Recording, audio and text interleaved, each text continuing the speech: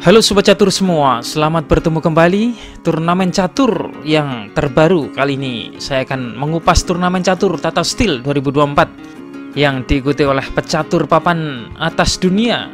Kali ini saya akan mengupas salah satu partai yang menarik di turnamen ini, kala Nodirbek Abdusattorov bertemu dengan Anies Giri.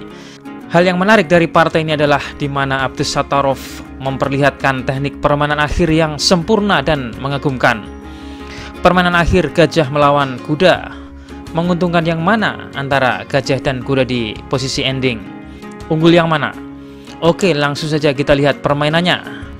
Dalam partai kali ini Abdusattorov yang memegang putih memulai permainan dengan pion E4. Anies Giri membalas pion E5, kuda F3 yang menyerang pion pusat. Tapi kali ini Anies Giri membiarkan dan ganti membalas dengan ancaman kuda F6. Sama-sama mengancam pion. Abdusattorov memilih kuda makan pion. Sejenak Anies Giri mengancam kuda putih dengan D6 yang memaksa kuda mundur kembali. Baru kemudian kuda hitam makan pion. Abdusattorov membuka ruang dengan pion C4. Setelah Anies gajah E7, Abdusattorov mengembangkan kuda ke C3 sekaligus memaksa pertukaran kuda. Apakah Anies Giri akan menerimanya? Di sini Anies Giri memutuskan pertukaran dan pion merebutnya kembali. Meskipun ini melahirkan pion ganda untuk putih yang membuat formasi putih agak rapuh, tapi ini sedikit menguntungkan untuk membuka perkembangan gajah dan menterinya. Oke, di sini Anies Giri rokade dan gajah D3. Apakah ini persiapan putih untuk segera melakukan rokade pendek? Oke, mari kita simak saja kelanjutannya. Setelah kuda D7 dibalas putih gajah E3. Putih memang unggul dalam penguasaan ruang, tetapi hitam unggul dengan rajanya yang sudah melakukan rokade. Oke, Anies kembali melakukan langkah kuda. Kali ini kuda melompat ke F6, membuka diagonal gajah, mengancam gajah ke petak G4 yang akan melakukan pin. Dan ini akan merepotkan putih nantinya. Putih merasa perlu untuk mencegahnya dan dengan memainkan H3. B6, menteri C2, menteri mengosongkan baris belakang sambil memantau pion lemah H7. Nah, inilah putih memilih dua kemungkinan untuk melakukan rokade. Apakah dia akan melakukan rokade di sayap raja atau di sayap menteri? Anies memainkan gajah B7. Sekarang apabila Abdusattorov mengambil rokade pendek, maka tentu saja gajah hitam akan menghantam kuda. Dan ini akan membuat pertahanan putih akan terbuka. Oleh karena itulah di sini putih memutuskan rokade panjang, rokade yang berlawanan, di mana ini akan melahirkan pertarungan yang sengit, di mana kedua pemain biasanya beradu cepat untuk menyerang di salah satu sisi sayap mengincar raja lawan. Oke, Anies Giri melanjutkan pion H6 yang mencegah kuda putih yang maju ke G5. Benteng H ke E1, benteng bergerak ke tengah menguasai file terbuka. Anies Giri juga mengimbanginya dengan menempatkan bentengnya ke tengah. Gajah D4 yang membuka file E untuk benteng, di mana ini memancing hitam memainkan pion C5 yang menyerang gajah. Dan daripada gajah ini mundur, Abdusattorov memutuskan menukar dengan kuda. Gajah makan sehingga sekarang membuat benteng bertatap muka di file E. Abdusattorov sejenak memainkan gajah skak ke H7. Raja memilih ke pojok. Di sini apabila raja ke F8, maka setelah benteng makan benteng, menteri makan, maka benteng putih lain akan mengisi file E. Dan ini akan membuat raja hitam terjepit dari kedua sisi. Oleh karena itulah Anies Giri memutuskan raja ke pojok, gajah E4 yang mengadu gajah. Anies Giri menerima pertukaran gajah, benteng memukul, menteri D7 mengharapkan pertukaran di E8. Tapi jelas di sini putih menolaknya dan memainkan kuda D2. Balik mengharapkan apabila pertukaran benteng, maka kuda akan merebutnya kembali sambil balik menekan pion hitam D6. Di sini hitam bermain pion A6. Raja B1, gajah G5. Hitam menyorot pada kuda. Abdusattorov tidak mau bertukar. Kuda melompat ke F3. Gajah mundur oleh Anies Giri. Dan kesempatan ini dimanfaatkan putih dengan menteri bergerak ke depan melakukan sentralisasi menteri. Di sini Anies Giri membiarkan pion D6 terancam. Ini adalah jebakan karena apabila menteri makan pion, maka menteri hitam akan ke F5, melakukan pin dan tekanan kuat pada benteng putih, akan menghasilkan serangan-serangan balik yang kuat bagi hitam. Di sini hitam membiarkan dan memainkan B5, memancing putih untuk makan pion D6. Tentu saja Abdus Sattarov tidak mau terpancing. Dia memainkan benteng pukul benteng, menteri makan, dan inilah jebakan selanjutnya dari hitam. Karena apabila putih terpancing makan pion, setelah benteng D8, putih akan berbalik kehilangan bentengnya. Oke, kita kembali ke permainan. Di sini putih memainkan kuda D2, dibalas Anies menteri E6. Putih kuda E4, dan kali ini pion ini benar-benar ditekan 3 kali, sehingga hitam merasa perlu melindunginya dengan gajah E7.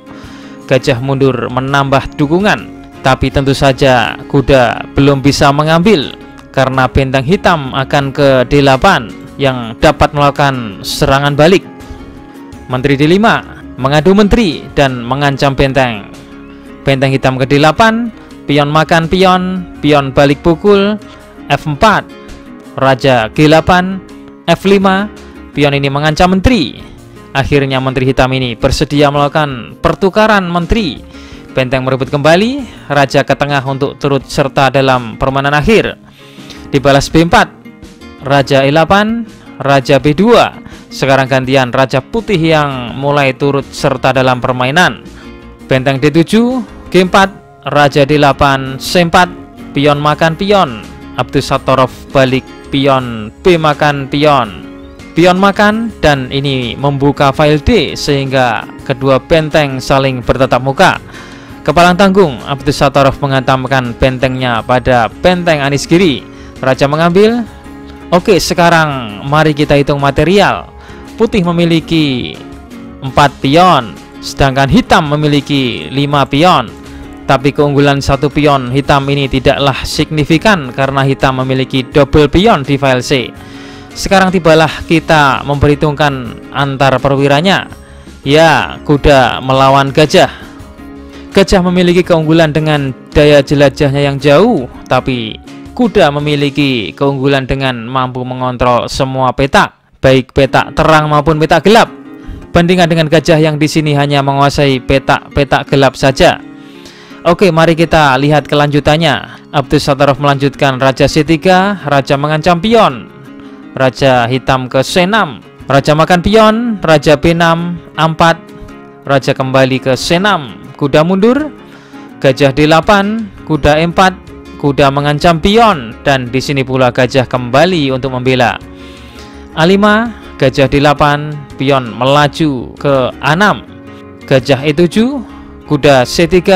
Akhirnya kuda ini bermanuver untuk bersiap menuju ke petak B5 untuk membantu dorongan pion A7.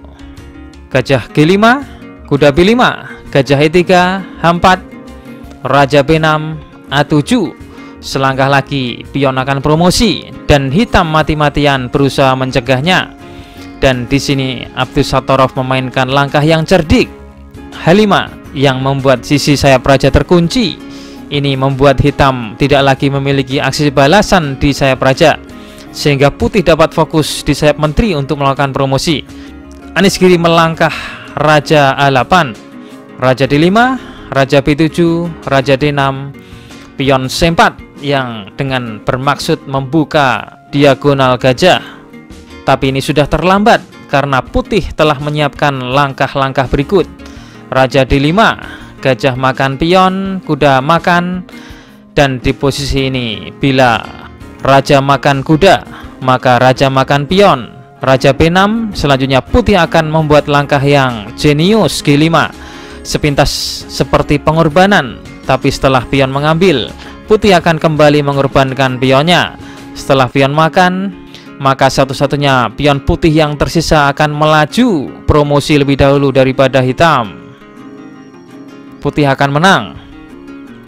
Oke, kita kembali ke permainan. Di partai aslinya hitam memainkan C3, Akankah pion hitam ini akan promosi? Di sini Abdus Sattarov kembali membuat langkah jenius yang di luar dugaan.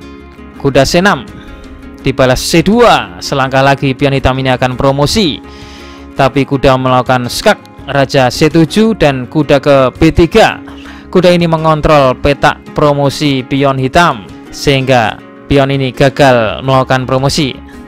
Raja D7, G5, pengorbanan pion yang apabila hitam mengambilnya, maka seperti yang sudah dianalisa sebelumnya, yaitu F6, pion makan dan pion 1 maju, putih akan menang. Oke, kita kembali. Di sini hitam tidak menerima pengorbanan dan lebih memilih bermain raja E7. Pion pukul pion, pion mengambil, raja E5, F6 skak, raja D5, raja D7, kuda mundur ke C1. Dan sampai di sini Anies Giri menyerah, karena apabila partai dilanjutkan, hitam akan kalah juga. Misalkan bermain raja E7, maka raja ke C6, raja E8, raja D6, raja F7, raja D7, raja mundur, raja ke E6, raja G7, raja E7, raja ke G8, dan raja makan pion. Dan setelah pion hitam ini hilang, akan sangat mudah bagi putih untuk memenangkan permainan akhir yang sempurna dan mengagumkan yang diperagakan oleh Nodirbek Abdus Sattarov. Jawaban asal otak video kemarin, jawabannya benteng B5, karena apabila benteng mengambilnya maka menteri skakmat, atau apabila menteri makan pion skak, maka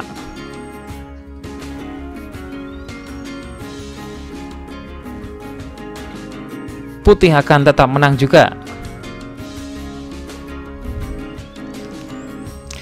Oke, kita masuk ke segmen asal otak. Temukan langkah terbaik bagi putih untuk memenangkan permainan. Jawaban asal otak ini akan kami tampilkan di video selanjutnya. Selamat menganalisa.